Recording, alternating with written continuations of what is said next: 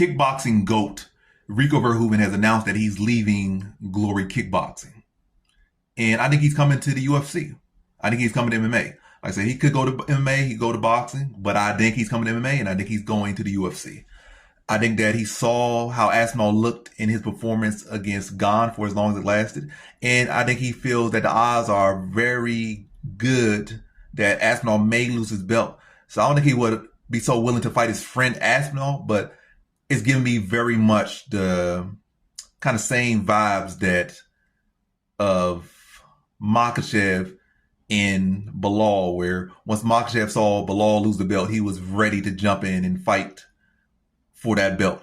So if Aspinall were to lose, I feel we could very much see Verhoeven looking to leapfrog and jump into the UFC and fight Gane for the belt if Gane does beat Aspinall.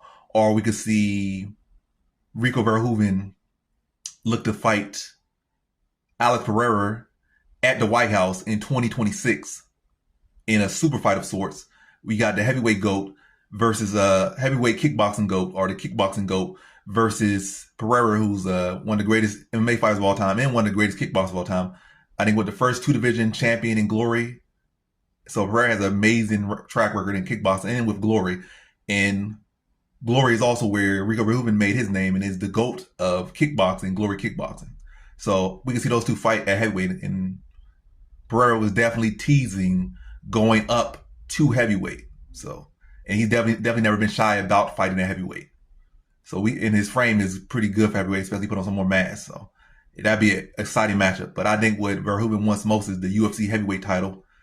But I think another thing he would love to have is a matchup with Pereira, and that would do big numbers. So big numbers if he fights for the heavyweight belt. Probably bigger numbers if he fights against Pereira in a super fight at the White House. Maybe as a title eliminator or interim title, whatever it may be at heavyweight.